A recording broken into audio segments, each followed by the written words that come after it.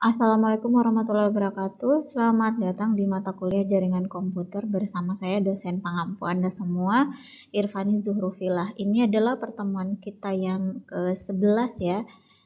Baik, untuk pertemuan kali ini kita akan membahas tentang materi media access control supplier, kemudian ada protokol LAN, ada multiple access protocol, dan Ethernet, Local Talk, Token Ring, dan FDDI. Nah, perlu kita ketahui bahwa ketika dua komputer mengirimkan sinyal di atas media transmisi, di dalam hal ini media transmisi yang dimaksud adalah kabel, maka keadaan ini disebut sebagai benturan atau tabrakan, atau yang disebut juga dengan collision. Solusinya adalah menyediakan metode akses media yang bertindak sebagai lampu lalu lintas, yang mengizinkan aliran data di dalam jaringan atau untuk mencegah aliran data yang saling terbentur atau bertabrakan, atau disebut juga dengan collision. Pada media access control ini merupakan protokol yang digunakan untuk menentukan giliran pada saluran multi-akses atau pada saat akses transmisinya itu lebih dari satu, sehingga disebut sebagai saluran multi-akses. Nah, metode media access control ini diimplementasikan di dalam lapisan data link pada model OSI.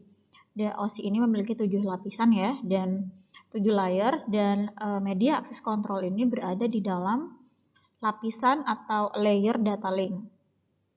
Yang secara spesifik, MAC, media access control ini selanjutnya disingkat sebagai MAC, yang diimplementasikan di dalam data link ini disebut sebagai media access control supplier. Nah, pada saluran multi-access ini dijadikan sebagai dasar atau sebagai basis di dalam komunikasi jaringan. Nah, bisa dilihat pada gambar di kiri ini ada teks no control. Nah, no control ini maksudnya pada saat media transmisi dibebani oleh lebih dari satu akses data atau lebih dari satu kali pengiriman data, maka terjadi yang disebut dengan tabrakan atau benturan pada saat akses ini rebutan jalan untuk melewati kabelnya pada saat melakukan pengiriman atau penerimaan data. Nah, ini bisa dilihat di sini berbentur atau bertubrukan, atau disebut juga dengan collision. Ketika menerapkan media access control atau menerapkan media access control supplier, maka solusinya menjadi seperti ini. Nah, jaringan atau data-data yang dikirimkan atau yang diterima tidak saling berbenturan, sehingga lalu lintas jaringannya bisa diatasi sehingga tidak ada kondisi atau peristiwa berbentur atau bertabrakan seperti ini ya. Jadi merupakan solusi dari kejadian yang berada di sebelah kiri ini. Nah, untuk pengertian dari media access control ini adalah media yang mentransmisikan sinyal. Sudah jelas tadi di gambar awal ya. Mentransmisikan sinyal yang dimiliki oleh node-node yang terhubung ke jaringan tanpa terjadi konflik, maksudnya benturan ataupun tabrakan. Fungsi utamanya yang pertama adalah sebagai media access control, sudah jelas ya. Yang kedua error detection, kemudian ada station addressing. Nah, media access control ini menjelaskan tentang pentingnya melakukan mekanisme kontrol terhadap pemakaian saluran komunikasi dari beberapa node atau multi-access yang hendak melakukan transmisi atau pengiriman data.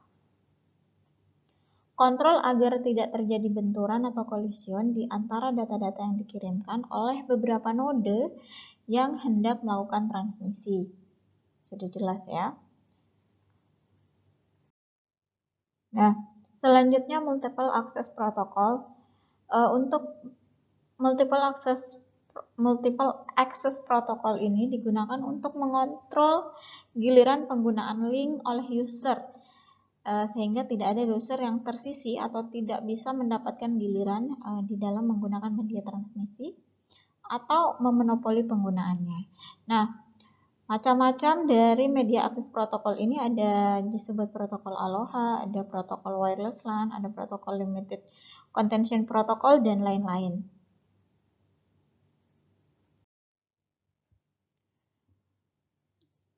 Sekarang masuk kepada pembahasan subpembahasan protokolan. Nah, protokolan ini adalah sebuah aturan atau standar yang mengatur atau mengizinkan terjadinya hubungan atau komunikasi dan perpindahan data antar dua atau lebih komputer. Nah, protokol dapat diterapkan pada perangkat keras ataupun perangkat lunak ataupun kedua-duanya.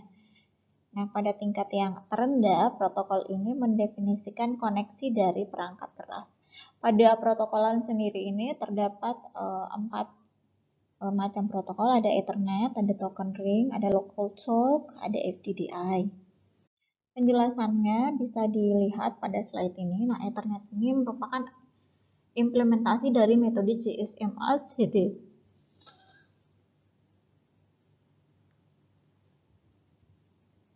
GSMA-CD ini adalah singkatan dari Carrier Sense Multiple Access with Collision Detection.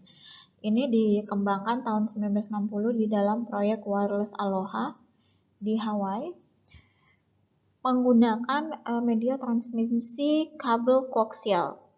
Nah, standarisasi dari sistem Ethernet dilakukan sejak tahun 1978 oleh IEEE dengan kecepatan transmisi data sampai saat ini adalah 10-100 MB per second serta 1 GB per second. Nah, saat ini minimal yang umum ada di pasaran itu Ethernet yang berkecepatan 10 MB per second disebut dengan seri 10 base.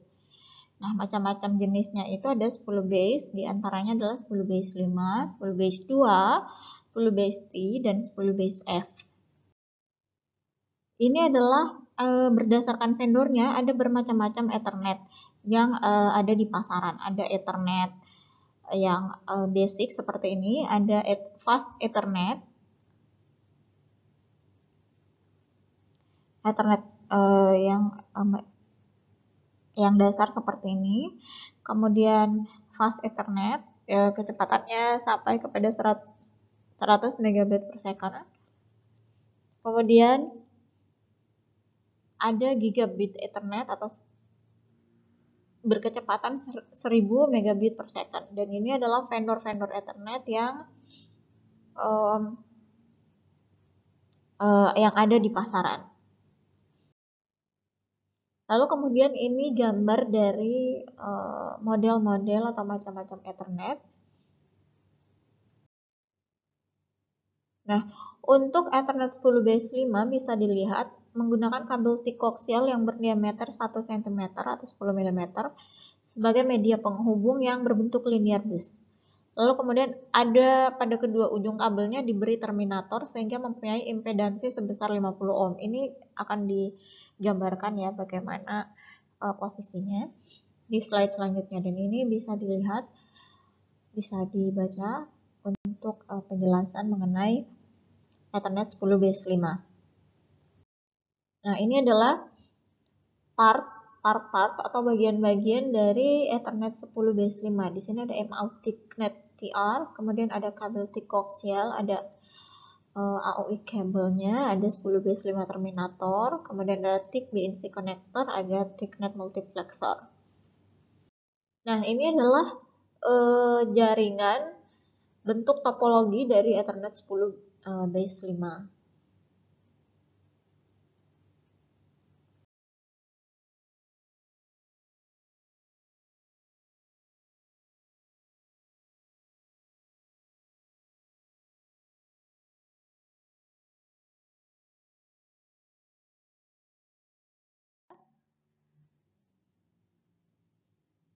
Nah, di sini bisa dilihat ada thick Ethernet cable di sini, transceivernya yang ada di sini.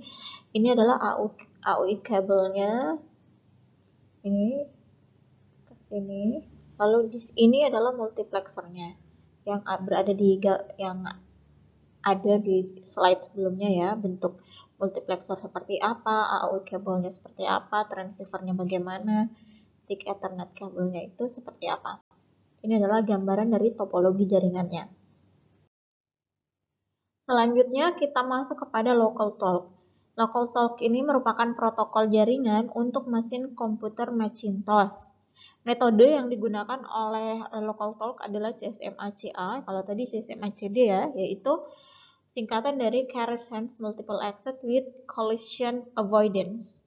Kalau tadi collision detection, kalau sekarang collision avoidance, yang mirip dengan CSMA-CD. Nah, adapter local talk dan cable twisted pair khusus dapat digunakan untuk menghubungkan beberapa komputer melewati port serial. Kalau tadi pakai kabel koaksial, sekarang menggunakan media transmisi kabel twisted pair. Nah, sistem operasi Macintosh ini memungkinkan koneksi secara jaringan peer-to-peer tanpa membutuhkan tambahan aplikasi khusus. Model jaringannya, protokol local talk dapat digunakan untuk model jaringan garis lurus, bintang, ataupun model pohon. Dengan kecepatan transmisi awalnya itu hanya 230 kilobit per second. Bagian-bagian dari jaringan local talk ini bisa dilihat di sini ada local talk cable, ada local talk connector, ada termination switch, ada local talk adapter. Ini adalah topologi dari local talk. Bisa dilihat di slide ini.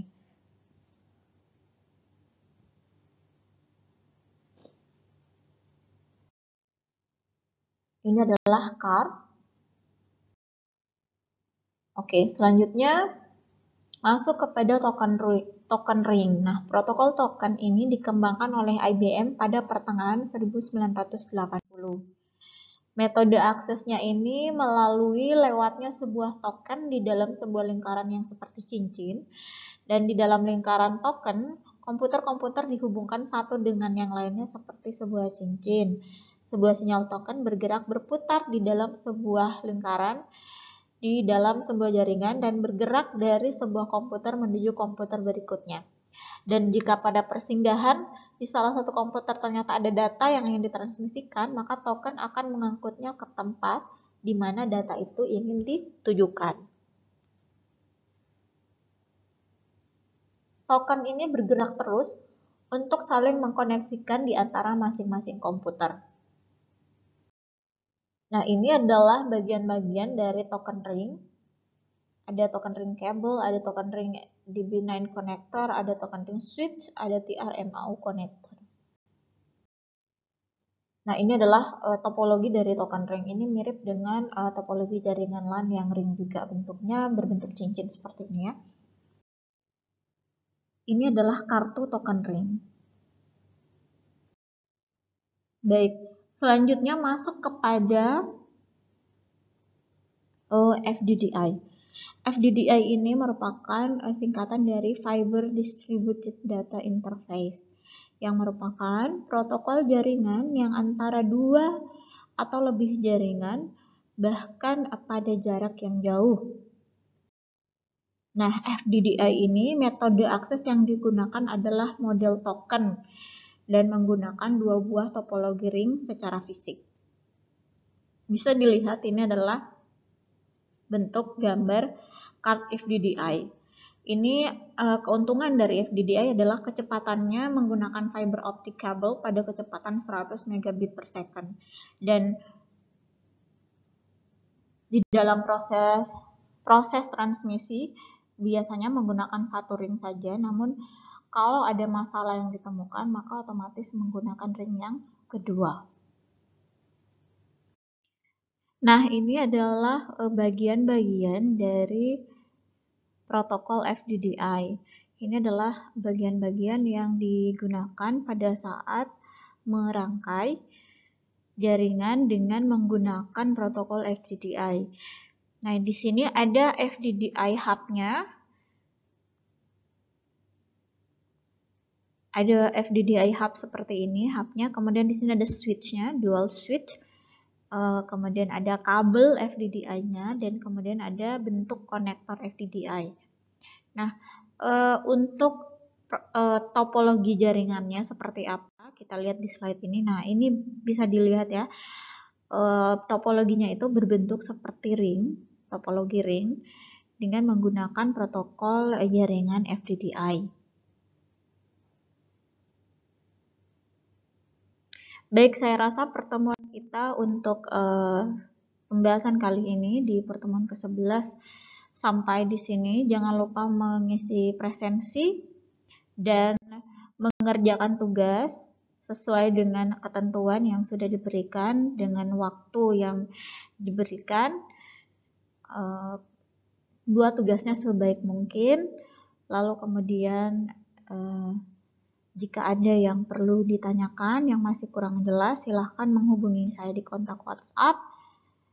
Teliti kembali presensinya pada website Skalsa, jangan sampai tidak terekam, karena sangat berpengaruh untuk kemudian penilaian Anda di akhir nanti.